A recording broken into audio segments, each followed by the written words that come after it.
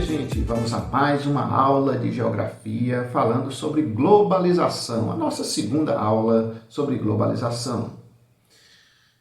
Outro efeito da globalização foi a formação dos mercados regionais. Anteriormente visto como empecilho para a integração mundial, os blocos econômicos passaram a ser a principal peça para o desenvolvimento da economia em nível global. A ideia era a seguinte: antigamente imaginava-se que a formação de blocos econômicos, ou seja, da junção de países no mundo, seria uma barreira ao processo de globalização. Hoje sabemos que, na verdade, é uma das facetas do processo de globalização. Os países se unem regionalmente para se tornarem competitivos do ponto de vista regional e se adaptarem melhor ao mundo globalizado.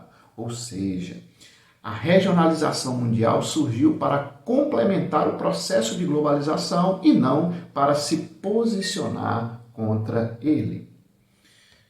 A articulação em conjunto dos países que passaram a atuar nos processos de negociação para abertura econômica e entrada de pessoas e bens para o consumo tornou-se algo fundamental para os países, tanto que a maioria deles hoje faz parte de um ou outro bloco econômico. Em muitos casos faz parte de mais de um bloco econômico. Um exemplo típico é os Estados Unidos, que fazem parte do NAFTA, mas também fazem parte da APEC.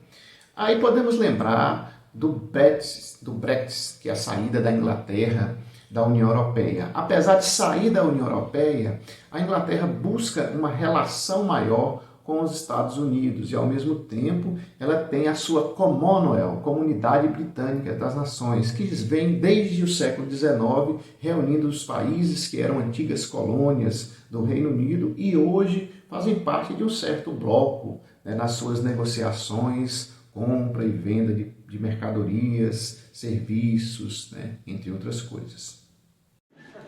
Dirigentes da Commonwealth, a Comunidade das Nações, reunidos em uma cúpula no Reino Unido, afirmaram que o próximo chefe da organização será o Príncipe Charles.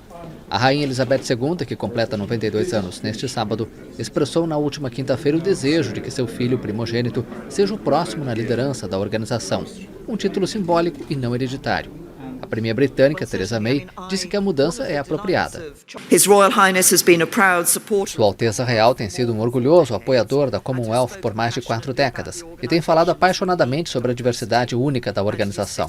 É apropriado que ele um dia continue o trabalho de sua mãe, Sua Majestade a Rainha. A Comunidade das Nações é formada por 53 países, que têm vínculos históricos com o Reino Unido. Vantagens da globalização. Geralmente nós temos uma visão que costuma ser bastante negativa, uma visão de que a globalização não presta, é uma coisa ruim, sempre negativa. Não é bem assim. Eu não estou aqui para fazer o julgamento, mas apresentando as vantagens e desvantagens, é lógico que se as vantagens forem muito maior do que as desvantagens, podemos considerar um processo positivo. Então vamos às vantagens. A diminuição das distâncias e do tempo, ou seja, não é que você hoje vai conseguir diminuir a quantidade de quilômetros entre uma cidade e outra, entre um país e outro, mas o tempo que você gasta se deslocando de uma região para outra é muito menor. Por isso falamos em diminuição das distâncias e do tempo. As coisas ocorrem mais rapidamente, as coisas andam de uma forma mais dinâmica no mundo globalizado. A redução do preço médio dos produtos. E isso é muito interessante. Por quê? Antigamente, os preços das coisas costumavam ser, em geral, mais caros. As pessoas costumam criticar e dizem que os produtos agrícolas caíram muito e isso prejudica os trabalhadores rurais. Depende de como a coisa é analisada.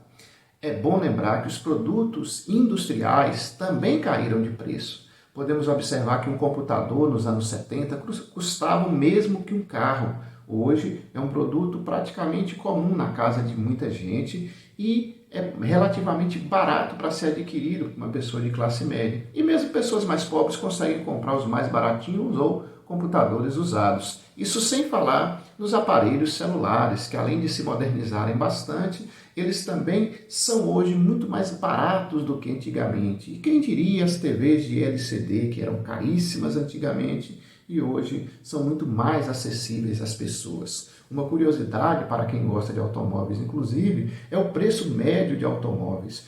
Pesquisando na internet, você poderá ver que um Gol GTI, que era o top de linha dos Gols dos anos 80, custava o que é hoje o equivalente a R$200 mil.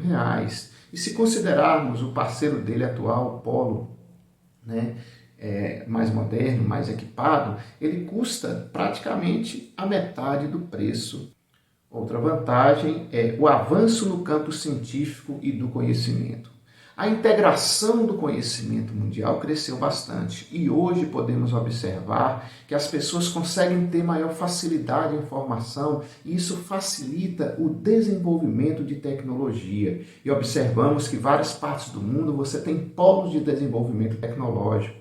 E o curioso é que algumas coisas acontecem nessa perspectiva. Quem já viu o filme O Menino que Descobriu o Vento? Ele, em uma biblioteca lá na África, conseguiu ver como produzir energia eólica através do vento e conseguiu montar de forma rudimentar isso na sua comunidade, alterando a realidade e a vida das pessoas, já que com conhecimento ele conseguiu evitar que pessoas morressem de fome, irrigando com um motor elétrico, com energia provinda de um rudimentar gerador eólico, fizesse com que ele conseguisse irrigar as lavouras da comunidade e evitar que a população passasse necessidade. É uma recomendação para vocês, é um filme muito bom para entender esse aspecto. Os investimentos mais facilitados e que podem difundir-se por todo o globo. Então, uma coisa curiosa é que muita gente critica a circulação do capital pelo mundo, criticam as bolsas de valores, mas de uma maneira geral é uma forma facilitada do dinheiro circular. E ninguém faz nada sem capital, sem dinheiro para investir em determinadas coisas. Então, o dinheiro hoje circula com mais facilidade, o investimento ele é feito com uma dinâmica muito maior do que antigamente. A maior disponibilidade de meios para gerir empresas e governos. Então, hoje as empresas elas estão fornecendo aos governos sistemas computadorizados de gerenciamento. As coisas costumam ser mais transparentes. Infelizmente, a corrupção ainda afeta vários países do mundo. O Brasil, infelizmente, está no rol de países mais corruptos. Mas há uma facilidade para que você consiga gerenciar as coisas. Temos sites na internet, nós temos condição melhor de gerir ou de observar o que o poder público faz e isso faz com que a eficiência da administração pública seja maior. Precisa melhorar, mas ela já melhorou bastante com o passar do tempo. Há também outras vantagens que devemos levar em conta, como a produção de remédios, que está relacionado aí aos avanços científicos e outras coisas mais. Principalmente nessa época de pandemia, onde observamos, ainda bem, a produção e desenvolvimento de vacinas, né, em várias partes do mundo. As desvantagens da globalização. Muitos defendem que esse processo não é democrático. Eu particularmente discordo. Eu acho que a globalização tem tornado o mundo cada vez mais democrático. Mas tem gente que acha que não, né? Haja vista que os produtos, lucros e desenvolvimentos ocorrem predominantemente nos países desenvolvidos e nas elites da sociedade, gerando vantagens de exclusão em todo o mundo. Então, para os críticos da globalização, é um processo que exclui, que afasta as pessoas mais pobres e deixa as ricas mais ricas. No entanto, os números mostram que não é bem assim. A Coreia do Sul era um país paupérrimo, com uma população também muito pobre. Entrando nesse processo de globalização, hoje a Coreia do Sul se encontra num patamar muito melhor. Mas aí vocês poderiam me dizer, mas professor, existem mais de 200 países no mundo e a grande maioria deles é pobre. Sim, mas se você considerar, em média, a expectativa de vida, a alimentação, a quantidade de pessoas famintas, apesar de ainda serem muitas, dos problemas serem muitos, proporcionalmente houve uma diminuição. Então, de uma maneira geral, as coisas do século XIX para cá melhoraram. Críticas também são direcionadas à padronização cultural, ou seja, aquela ideia de que se cria o padrão. A Coca-Cola vendida aqui acaba sendo vendida em todo mundo consome. Claro que tem muita gente que está evitando, né, porque engorda. Mas, de uma maneira geral, existe uma difusão cultural muito forte. Eu também faço minhas ressalvas porque, apesar de haver uma padronização cultural, do inglês ser a língua comercial do mundo, do fast food estar aí em vários lugares, onde você tem a comida rápida, onde você tem o McDonald's e outras empresas, também observamos que empresas locais vêm se destacando. Né? E ao mesmo tempo não quer dizer que você que coma um produto do McDonald's vai gostar ou vai deixar de comer uma carne assada, um acarajé, uma tapioca, né, gente? Outra crítica feita é a facilidade para a circulação do capital volátil. O que é o capital volátil? Aquele dinheiro investido em bolsa de valores que não tem compromisso com o país, ou seja, ele vai e vem com muita rapidez, gente. As coisas, elas caminham de uma forma tão grande que se um país entrar em crise, esse capital, que é em muitos casos investido em bolsa de valores, ele vai embora, ele some no momento que o país mais precisa. Então, a circulação de capital volátil, ela é problemática e tem causado ansiedade em muitos países e problemas, porque ele não fica no país.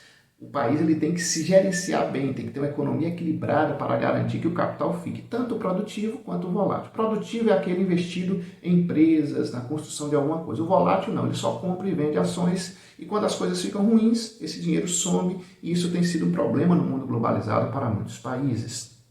Outra coisa é a maior dinâmica para a atuação do crime organizado, gente. Então isso tudo também tem afetado o mundo.